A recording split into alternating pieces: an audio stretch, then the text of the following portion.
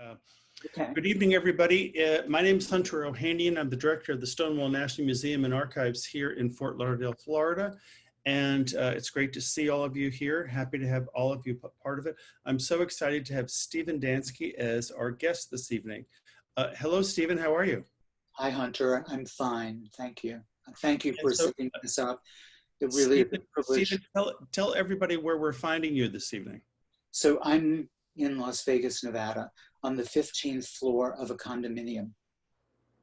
15th floor of a condo in Las Vegas. All right, so one question for you. How is Las Vegas going to vote in the Electoral College? Well, Las Vegas shouldn't be I'm sorry, how is Nevada going to vote in the Electoral College? Well, Nevada's going to vote for Joe Biden. Nevada is a progressive state. Most people don't know that, but we have the first female majority state legislature. We voted for Barack Obama twice and Hillary Clinton. So this is and we have a Democratic governor. So this is a progressive state. Good. It's nice to hear. And of course, we take no political view on any of these shows. It's really just about understanding what's going on. But my 2 cents right now that we're at the end of September, almost into October, is do you know if you're registered? And then question number 2 is, do you know where you're going to vote? And question number 3, are you going to vote in person or are you going to vote via the mail? No opinions about any of those, except the first one, which is, are you registered to vote? That's the most important thing. Yes, I am. Yeah, well, thank you, Steve. Of course, I know you are. And so, but the idea is that as we go into another national election, it's very important to understand that their vote. We started this series back in May when COVID-19 really hit the United States, and we were not able to do any live programming. And seriously, if somebody said to me 6 months ago that a disease would happen that would shut down the economy and cause over 200,000 deaths, and we would be doing programming online, I never would have believed any of those things. But those things are now true. And so Stonewall National Museum and Archives is one of the largest LGBTQ archives in the United States. Our library, with 28,000 volumes, is believed to be the largest LGBTQ library in the United States, if not in the world. And I can't speak about the solar system. I'll leave that up to others to be able to divine that. But our job is actually to preserve LGBTQ culture. And we do that every day. We catalog it, we preserve it, and we keep it there, as many other archives do. So these talks are something that we find very important. We get to speak to a lot of different artists, writers, thinkers, activists, people who want to participate in this conversation and discussion. They all get recorded, and when we do them, we throw them up on Facebook. So hello to everybody on Facebook. And we're happy to see all of you here as well. And then they get archived and they get put into our archives. So my big fantasy is like somebody, I don't know, 50 years from now, will look at all these tapes from 2020 and they'll say, holy mackerel, what the hell was happening there? And so this is really an important archival record for us to be putting together. If you've not signed up for our emails and our blasts, go to our website, stonewall-museum.org. You can do that. If you signed up for this, we've probably already added you. I promise that we will not harass you too much for donations, although we, like everybody else, we need them. And so I think that's a bit of our housekeeping. I do want to do a shout out to Emery Grant, our deputy director, who's here. Emery, say hello to everybody. He's running all of the stuff backstage, and so thank you, Emery. And then Steven and I are going to be talking, and Steven has a lot to actually show us this evening. This will last just 60 minutes. We will end at 7:30 East Coast time. We will try to keep the questions down to the last 15 minutes at the end. We will try to incorporate them as they come along. We can see them. So if you have questions or comments, I'm seeing some coming up right now, post them in the chat or the Q&A element on your Zoom. And yep, and I see those coming up right now. And so post those and we will get to those as well. So Steven, let me just get your record here. Just so people get to know your bio. I know you have a lot of people. Of course, you are incredibly well known. And actually, let me, before I read your bio, because it's in there a bit, but tell us your relationship to the Stonewall incident in Sheridan Square in 1969. Well, I was living in New York City. I was living on the Lower East Side. I was a community organizer and published a newsletter and had a book. How old were you in 69, Steven? I don't know. I have to do arithmetic. What's 44 to 69? I was in my 20s. Okay, so you were a 20-year-old man in 1969, living in Manhattan on the Lower East Side, and I was a community organizer on the Lower East Side. Yep. I also published a newsletter and had a bookstore on East 4th Street. The bookstore only had a limited variety of books. It only had leftist books. This was before LGBT and at the cusp of the beginning of the feminist second wave. So a lot of the books that we had were leftist books and also books that were published in Cuba. Yeah. So, I mean, when the Stonewall happened, I was not in the Village at the time. I read about it in the Village Voice. Okay, so stop there. So you first heard about it by reading it in the newspaper. That's correct. In the Village Voice. I think the Stonewall uprising was carried in the Times, but I don't think it was front page news. It didn't become front page news until years later. So Alan Wachowski, who was an early GLF member, said, I think I know an organization that you should check out, and it's called Gay Liberation Front. And so I went to my first meeting in August 1969 at Alternate U on 14th Street and 6th Avenue. And I felt as if I had come home. Yeah, that's wonderful. I mean, it's wonderful to be able to get that connection. So tell us a little bit, so when you first read that story, what did it feel like to read about the idea that queers, homosexuals, gays, whatever you and your friends, what did it feel like to see that they were voicing their opinions out there? Well, I was moved and excited by it. And I think the first thoughts that I had come out of my political background. I started thinking about how this new movement, and at that time, at the Stonewall Rebellion, it wasn't a movement. It didn't happen until weeks later that the beginning germination of a movement was occurring. And I was trying to understand how it fit into other movements, because the Stonewall Rebellion was on a continuum of activism. It occurred during the anti-war movement, the civil rights struggle, and the beginning of the women's movement. Right. So I was trying to see, how do we align to these other movements? And that occurred to me right away. That's so, and of course, that was part of the movement's success. But I mean, to ask sort of an obvious question here, could you ever in your wildest dreams have thought in your lifetime the President of the United States would be talking about Stonewall as being a place, as a marker in LGBTQ rights? Well, I'm thinking of a Stonewall veteran, and that's Danny Garvin, who actually met Barack Obama and Michelle Obama at the White House. And I remember Danny had written a letter to Barack Obama saying that he had listened to the inauguration speech. And when Barack Obama said, from Selwyn to Stonewall, I mean, he said, that's about us. That's about me. So that sent shockwaves, I think, throughout the country, and certainly to the LGBT community, that the President of the United States was actually recognizing an important marker in our history. When do you feel like you first came out? When do you feel like you became an open gay man? Well, I think coming out is a developmental process. I think I always knew that I was different. I didn't have the language to describe that difference.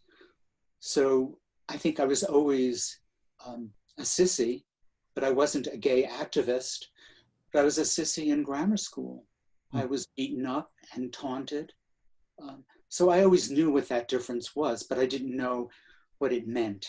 And I certainly didn't associate it to sexuality because I was prepubescent. I had no sexuality. It's fascinating to think about the idea of difference and then the idea of associating it with another gender than yourself that you're raised in.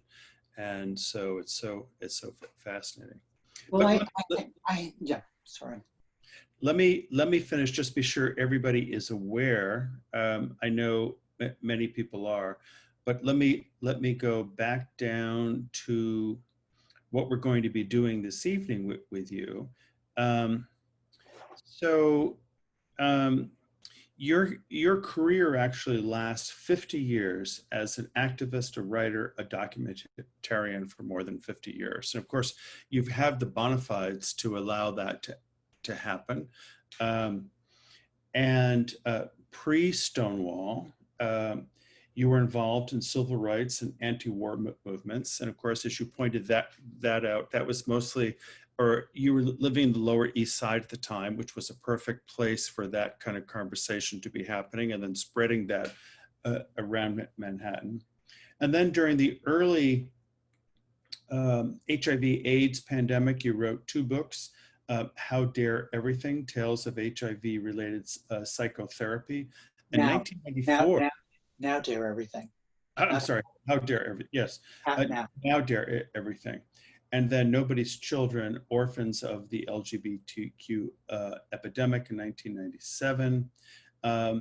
And then in 2014, you co-founded Outspoken, an oral history of LGBTQ pioneers. Co-founded with John Knable. Of course, yep. Interviewing more than 100 people each, collected at the One National Archives, our brother-sister organization there in Los Angeles. You've done a lot of work in films. And for those of you who are not aware of Steven's background, you can go to his website. Steven, I don't have your website right here in front of me in an easy place. It's stevendansky.com. Yeah, okay, great. So just that people know about Outspoken. Outspoken has a dedicated website. All 100 interviews are available to be viewed on that website, and it's outspoken-lgbtq.org. Great. And so a number of people who are here are actually on that site, like Michaela and John.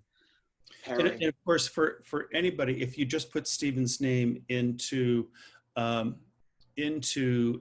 any search engine, you will find a million things that will come up from that. So I'm going to stop for a moment before we get to the presentation, because Steven does have a presentation he wants to make, and I'd like it to give him some time to set it up. But let's just go to some of the comments there. So here's one, no question, just sending Steven a big hug from his native city. We still consider him a New Yorker, where we miss him and love him so. And that's from Ms. Campbell there. And from Spence Halpern, I seem to recall that Steve worked as a literary agent representing, yes, so Steve's shaking his head yes, as a literary agent representing Jack Hefner and others. If so, how did he come about this, and for how long did it last? Oh, I came about it through a fluke. Someone I was going to school with, Jonna Faulkner, had a very close friend who was a costume designer represented by this agency. And they recommended that I could interview to be an administrative assistant. And within the first year, I was selling books. I knew nothing about selling a book, but I did it. And I negotiated contracts. I also did work in film and television. Wonderful, wonderful. Just going through, you have lots of hello, old friends here. People very happy to see you.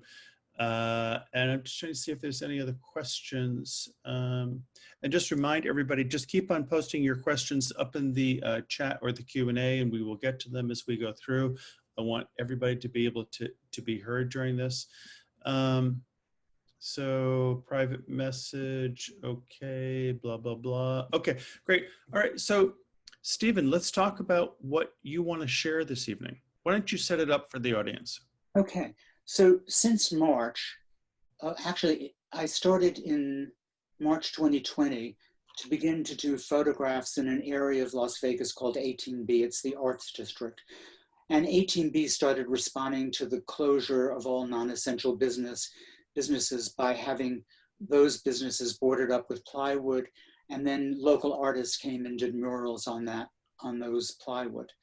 I started photographing that. I've been very interested in street art for over a decade, and have had my work published and exhibited. So this new twist of COVID-related street art really sparked me. And then in April, the beginning of April, I decided to do a project of interviewing LGBTQ people as to how they're coping during the pandemic. I sent out an open letter on Facebook. And to date, I've interviewed over 36 people, mostly in the United States, with one exception, that's Dennis Altman in Melbourne. And this clip that you're going to see is from the project that conjoins the street art, which I consider part of queer resistance, though not all the artists are queer, but I consider street art queer resistance, dating back to Keith Haring and others. And this clip has quotes, has some of the people talking about how they're dealing with COVID. And there are some direct quotations from other work. And then there's also some clips of poetry being read. And it seems that a number of people during this pandemic have turned to poetry as something cathartic and helpful to them in dealing with emotional life. So yes, and so the clip, you're saying it's a 21-minute clip. It's a clip of what? It's a clip of an introduction to what the full-length documentary will be. The documentary is going to be in chapters, thematic chapters. And so when will the documentary be out for people to share it and celebrate it?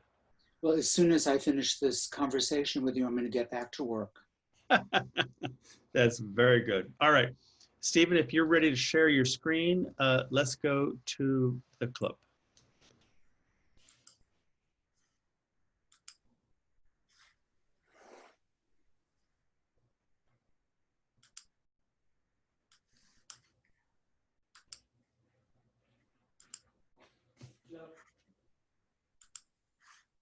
Hello.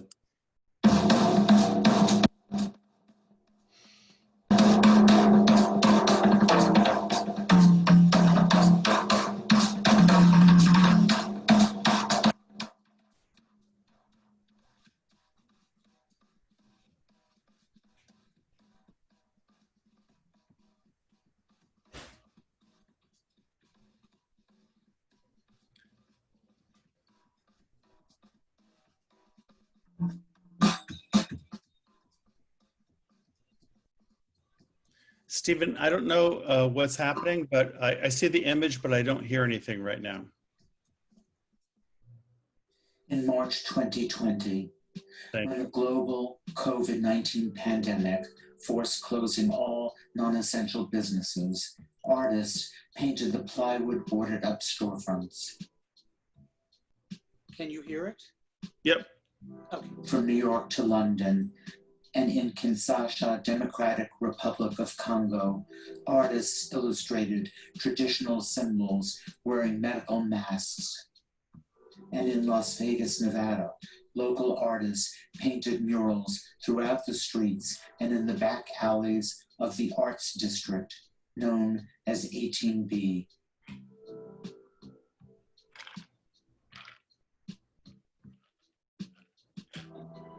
Everybody immediately started boarding up all of the businesses on Main Street, and within 1 or 2 days of the mandate, it kind of looked apocalyptic.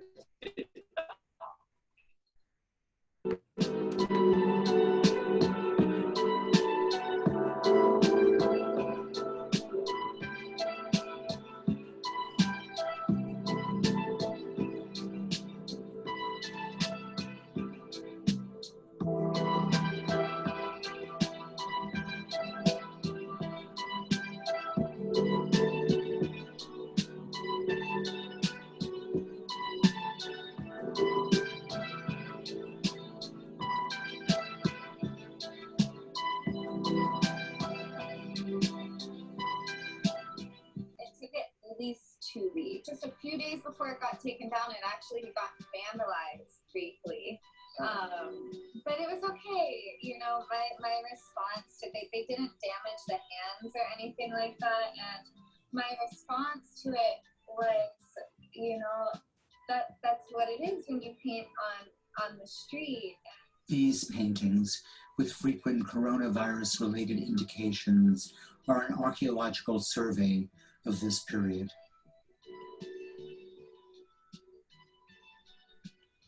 They are an ephemeral representation of transitory images because the very essence of street art is temporality.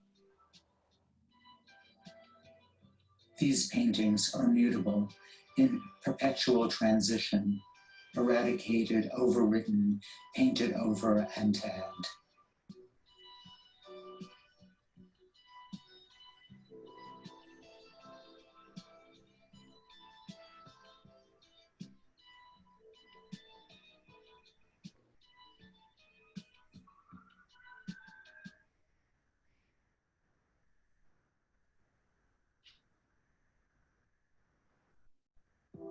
Along the convex alleys, one encounters artists at work, homeless encampments, masked people on street corners, and relocated workers on a roadway, each entrenched in the adversities of history.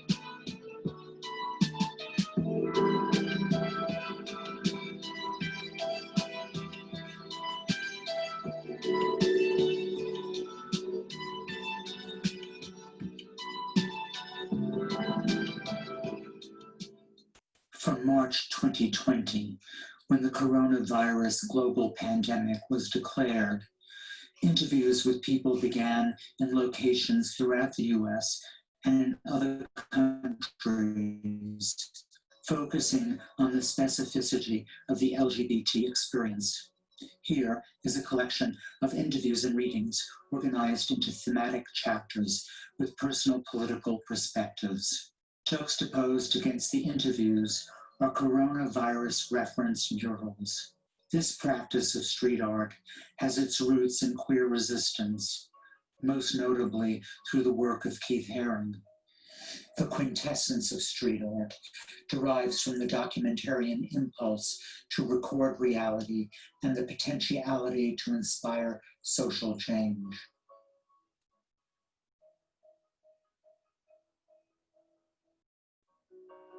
Nowhere to go, no subway or bus travel, just walking and walking. I didn't expect to get COVID-19. And I think that's because I have such little contact with other people as it is. Okay. On March 27th, Juan Carlos sent me a video taken from his balcony of police and military enforcing a curfew in Quito, Ecuador. This was not the first time Ecuador has been under curfew. 6 months ago, the government imposed curfews in reaction to mass protests led by indigenous groups against austerity measures imposed by the government. Had the epidemic not happened, we would have been together at a conference in Honolulu, marking 2 years since we first met at a similar conference in San Francisco in 2018. Pablo had this planned visit with his parents. His parents live in São Luís Maranhão in Brazil, which is very far in the north. His parents put him up in a hotel to quarantine him, and then he was quarantined for a couple of days. And now the virus is just starting to hit very badly there. He was in isolation for 3 weeks until all symptoms went away. So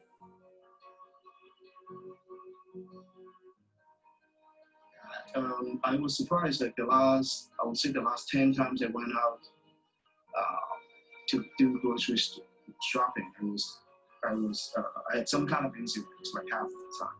So sometimes it's just a homeless person, like they have some mental issues and they follow me and yell at me.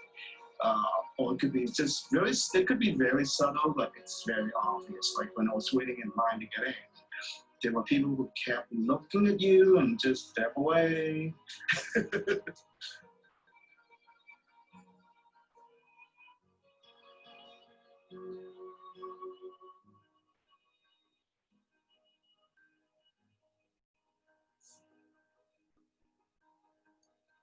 Awake at 3 a.m. to cold silence.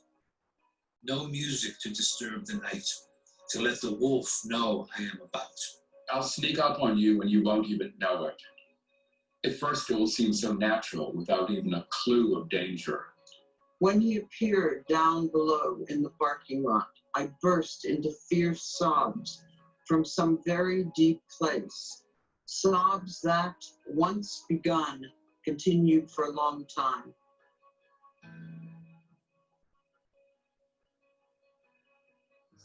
Have Americans really forgotten AIDS?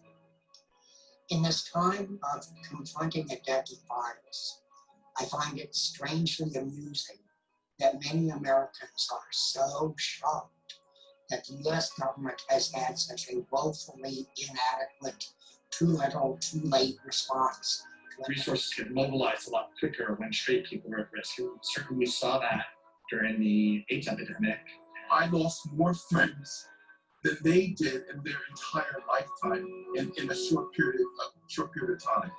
The role of a kind of moral leadership that some of our queer compatriots took during the AIDS epidemic. Isn't it interesting for those of us who went through that to watch this? COVID is not our first viral rodeo. Sexual distancing during AIDS was harder than social distancing now. Keep safe as you are at this moment, or become part of the COVID experiment. Find peace in this. Fear lasts only so long, but hope never dies. During the last sad virus, AIDS made me the last man standing from original drummer and tasked me to be eyewitness keeper of its leathered history, whether I wanted to or not. How is coronavirus now shaping you?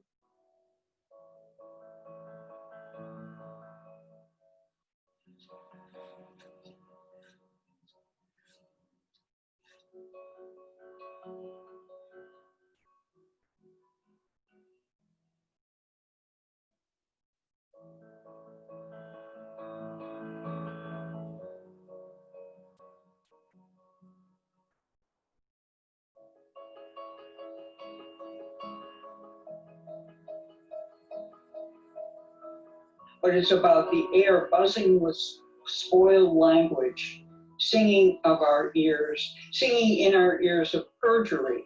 Parts is that our film, Surviving the Silence, was going to premiere about 2 weeks ago at the Ashland Independent Film Festival.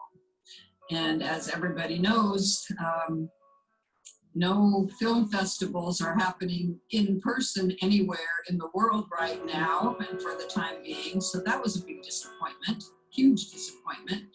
So the film Surviving the Silence is our story, our personal story. Pat was the officer in charge of dismissing the highest ranking officer who came out as a lesbian in the late 80s, Colonel Greta Kammermeyer.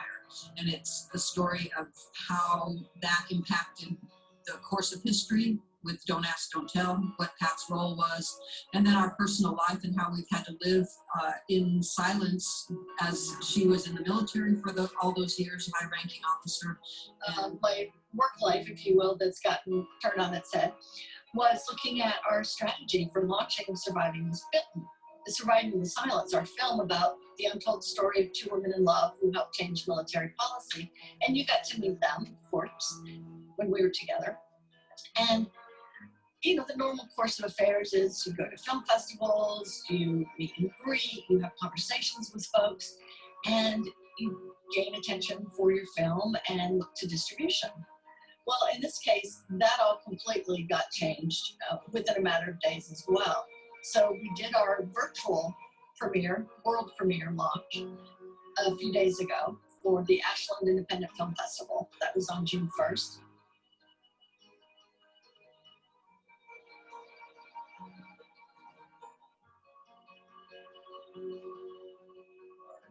Intersections for sure between then and now. The Radical Fury Sanctuary is, I think, about 20 miles north of Grants Pass in southern Oregon. And I, being geographically challenged, did not remember how close it was to Medford, where the fires have been happening.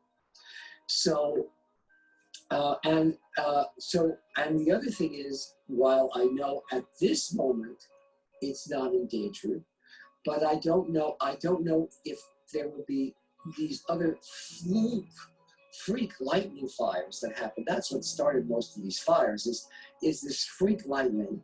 I don't know when the rains are going to come. I don't know if anything else is going to, set it off. We had a little rain here, but I don't know if it'll get really dry again. Of course, it's going to get colder, as we all know, because Donald Trump said so. So,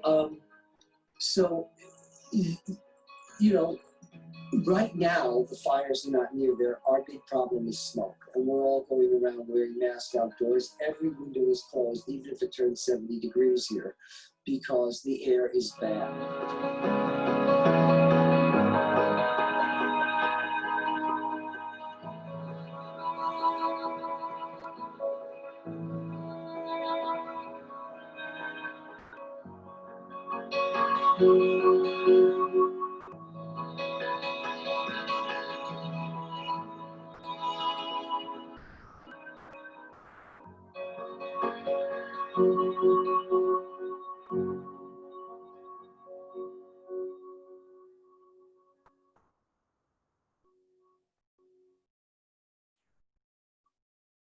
Wait, the very beginning was pretty chaotic for, I would say, a lot of trans folks, because everything was put on hold, and although hormones and surgeries does not make a trans person trans, it means a lot to a lot of trans folks. I feel like nationwide, the transgender people are becoming very involved in every aspect of life, which is great, politics and everything else, because transgender people were very pushy. We don't like the word no. Finally couldn't stand it anymore, the isolation. She had been in detention for a little over a year.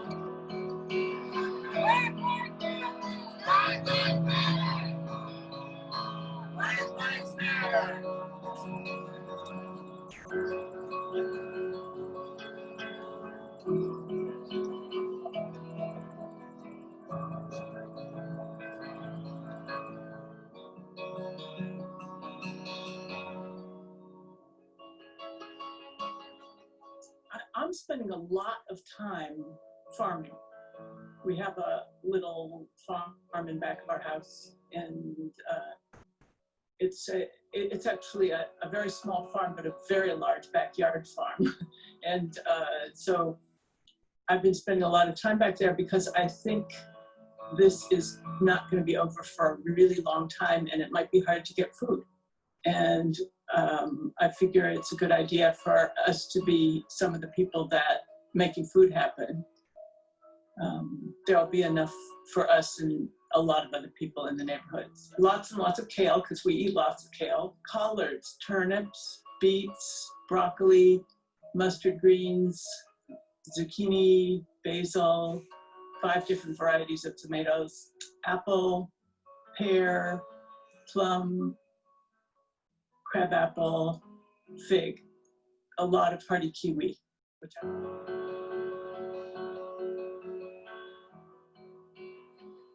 Star was there before Earth was formed. That star will be there probably after we're long gone.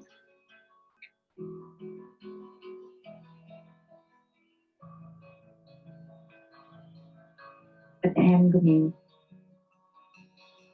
Hold me in your muscular, flowering arms.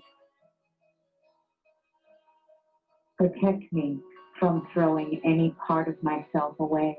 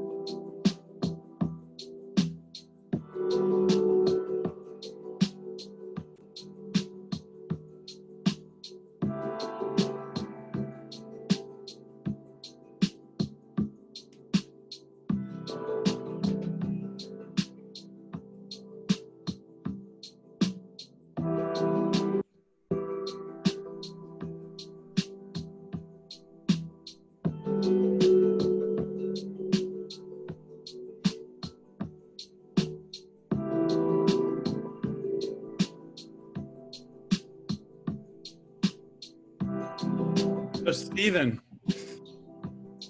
can you hear me? Yeah. Almost done. As we go through the credits, let's have a little conversation. Good. It's just about finished. I'm sorry? It's just about finished.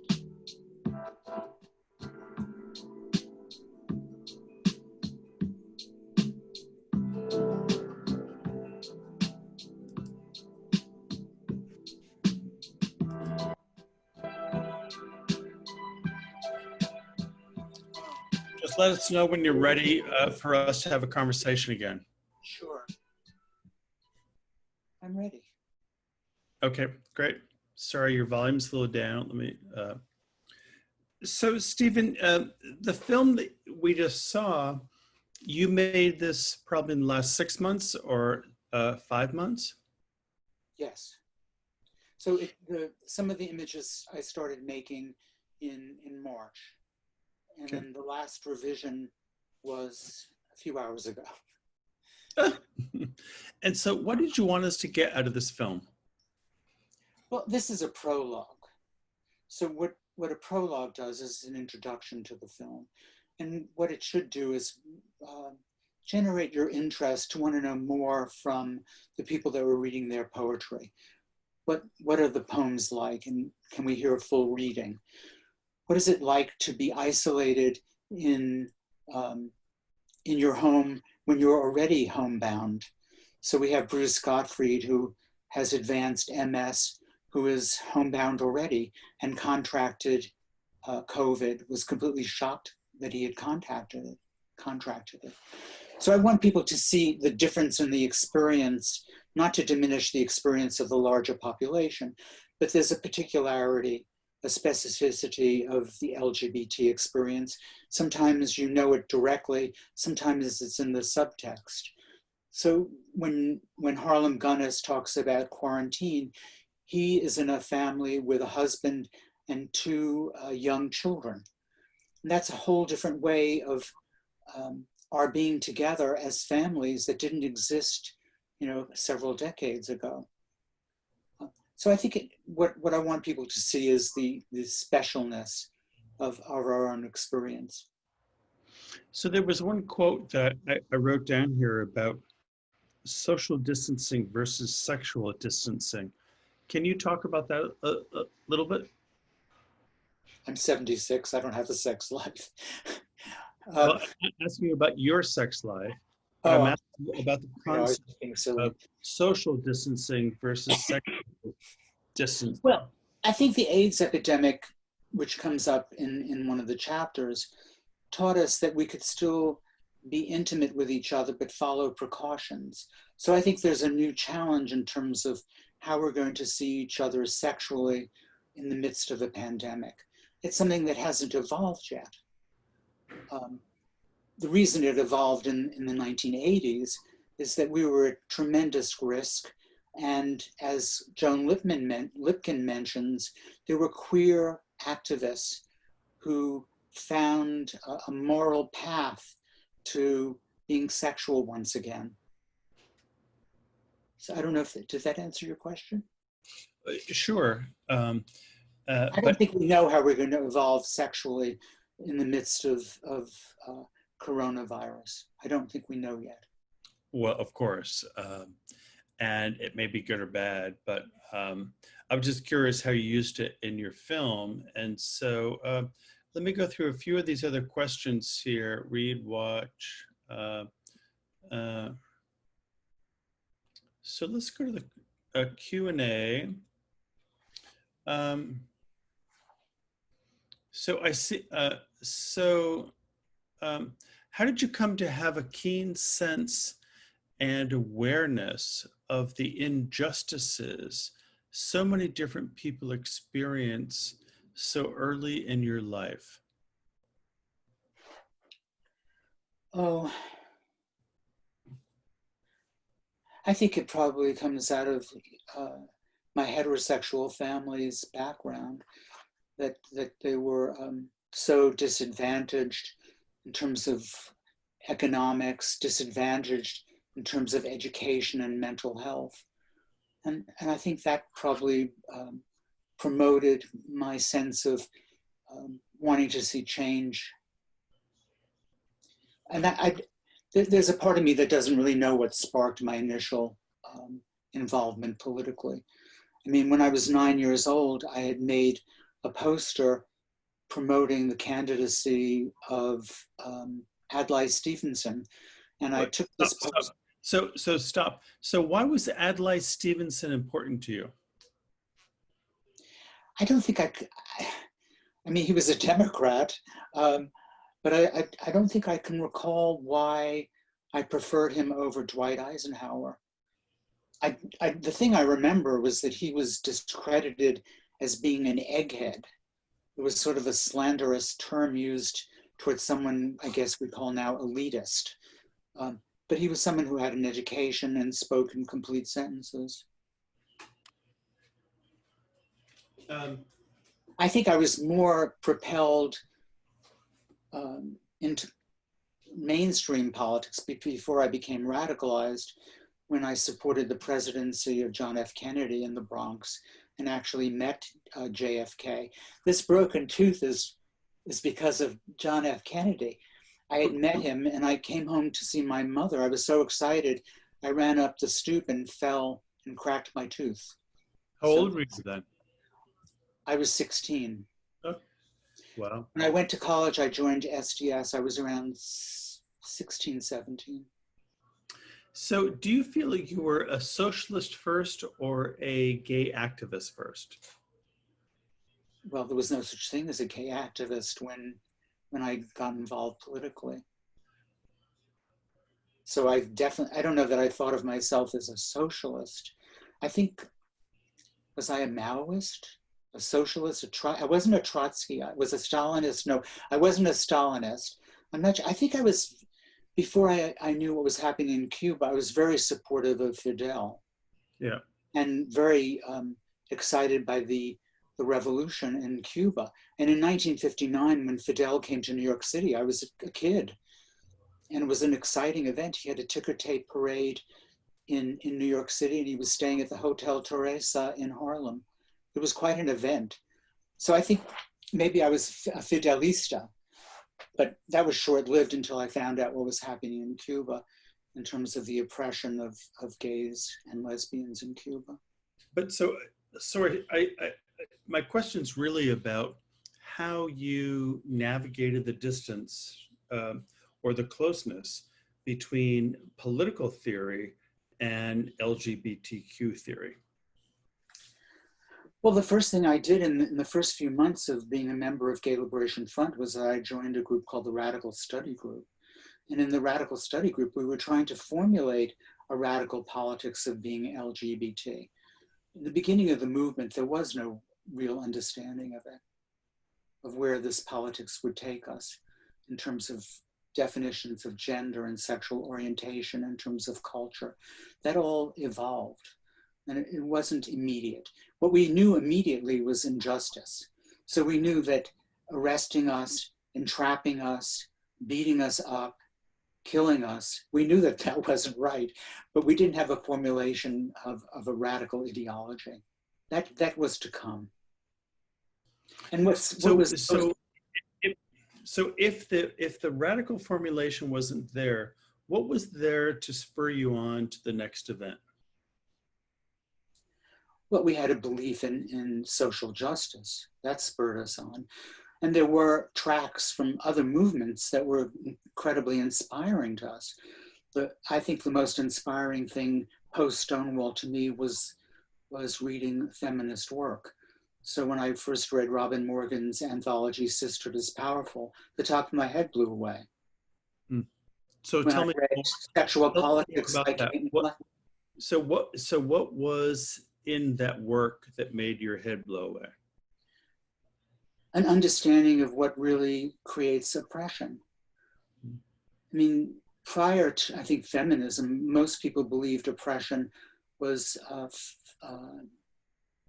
occurred because of economic reasons, a Marxist view of economics. And then when feminism came, the view switched toward what is the meaning of having a patriarchal system, where you have male supremacy and domination of one gender over another. What was the meaning of patriarchy in terms of racism? Doesn't white supremacy derive from patriarchal institutions, patriarchal beliefs? So this was a very exciting time for me. And some of the people who are in this room watching this were part of that. Yes, of course. I mean, so many people were.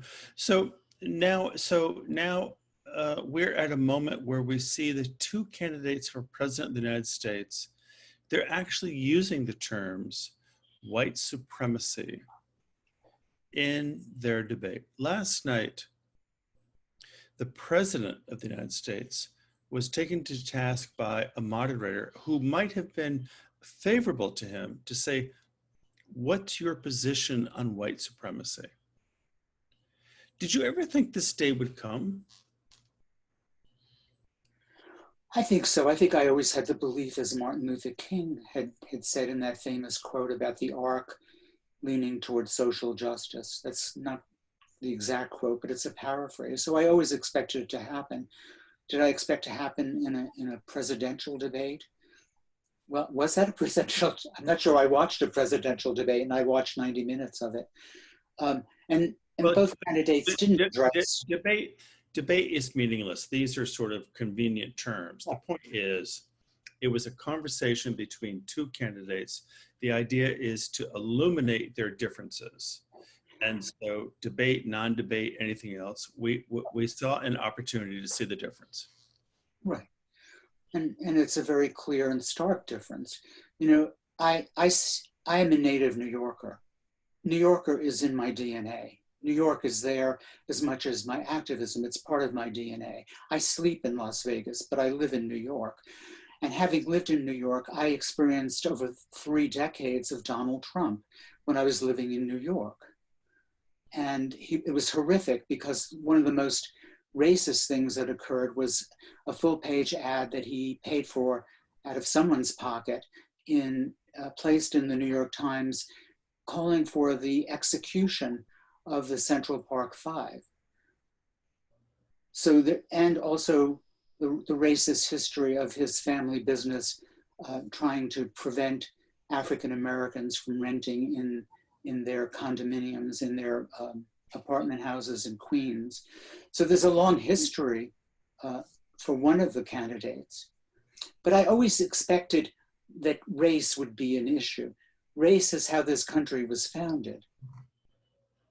This country would have no economic future if it wasn't built on the backs of Black people. So there have been other presidents and other conversations not using the term white supremacy, but certainly using the term civil rights. And so if you take what you're talking about as far as race goes and applying it to LGBTQ folks, bring those things together for me. Well, many LGBT folks are people of color. Of course. And certainly trans people of color are most at risk for being killed. So I think that's the connection. In terms of COVID, LGBT people are most at risk in terms of healthy outcomes from COVID because we have high rates of addiction, high rates of mental health issues, high rates of not receiving appropriate health care. So there is a connection between how we're going to survive this COVID pandemic. And of course, the most disadvantaged populations are populations of color. Yes. So it's very important to see that intersection between COVID and people of color. I also would note that it's very important to acknowledge Larry Kramer, who has passed away, as being a very important person in formulating, not alone, but very instrumental in formulating a politics about healthcare and response to pandemics and epidemics. We must remember what happened with the advocacy and resistance of ACT UP. Well, of course, ACT UP and Queer Nation, I mean, and actually people who have new diseases today have a lot to thank ACT UP for, in the sense that they figured out how drugs could go through the pipeline. It was hard in the beginning, but they pushed and pushed and pushed. And so now new drugs can actually get through the pipeline faster. So we only have a few more minutes left. So let me go through some of these questions. So I'm gonna start at the bottom here. How did you come to have a keen sense and awareness of the injustices of so many different people experience so early in your life? Oh. So As a young man, how did you see that? I think I thought I answered that question. My life has always been political, and it's always been as an activist. You know, what inspires that in me, I really can't point to it other than what I said earlier about seeing how disadvantaged my parents were. So you think it was more about the situation and your parents' effect on your situation? I think one of the issues about oppression is that people feel totally trapped without any way of escaping the degradation of their experience.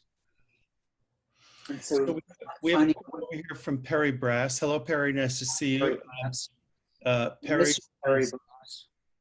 Perry says, wonderful seeing Jack Fritcher and what he had to say about AIDS, COVID-19, Drummer Magazine, all parts of the culture and legacy of the gay male world.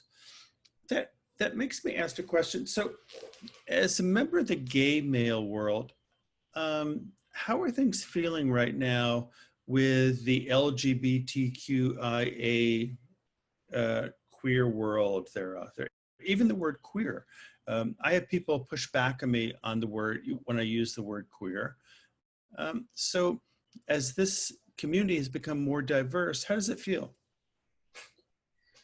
Well, first, I'm concerned that the planet will survive. And then I'm concerned that the Republic will survive. And then I suppose I'm concerned that the capitalism LGBTQ will survive. I don't know that any of those are predictable. So I'm concerned. I care very deeply about my colleagues, my comrades, my gay men, lesbian friends, my transgender friends. That's all central to the movement. I feel that's important in terms of overthrowing the patriarchy. But there are a lot of infights that are going on that are very distressing. And I think some of us spend half our life trying to write letters to the editor to set the record straight, whatever that record is, because I think history is not an exact science, it's more about memory. History is memory.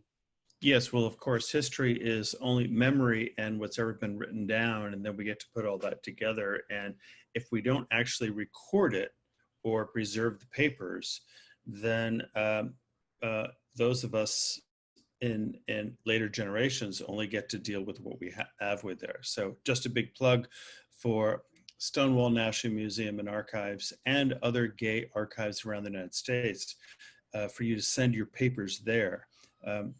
Send them to us or send them to someplace else. But the point being that send them to someplace that's going to preserve them. We have a rule at Stonewall, which is don't you throw it away. Let us throw it away. Let us make the decision about whether or not this is an important part of LGBTQ history. I think Gore Vidal understood that because one of his last books, I mean, has things that he saved that could be archived as minimal as a theater stub ticket. So he understood the importance of preservation. I'm very supportive of archives. I also want to do a plug for the Gay and Lesbian Review and Richard Snyder, its editor.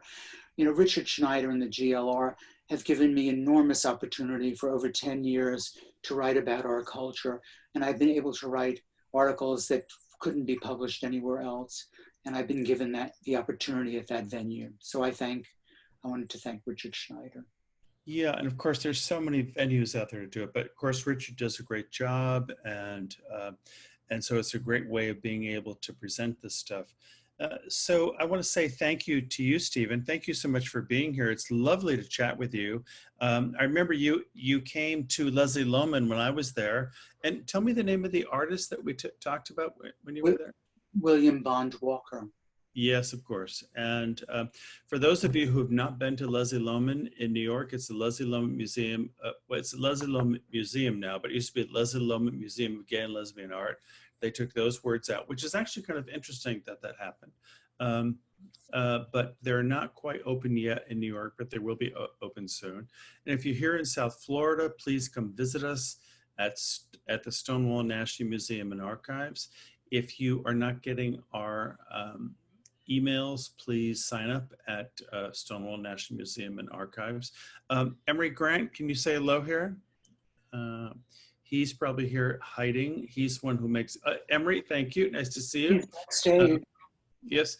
And so, Stephen, we'll see you all next week. It's a wonderful way to actually connect with you, Stephen, and your film was just amazing. And so please keep on giving us your suggestions. We're here every week. This recording will be posted on our website, and also it's on Facebook as well. So Stephen, I know this went by very fast, but thank you. Thank you, Hunter. I really appreciate the opportunity. Well, and plus we're very happy to have you as being part of the Stonewall family. So thank you for that. Thank you. All right. Good night, everybody. Have a great night. And we'll see you all next week. Thank you. Bye, everyone.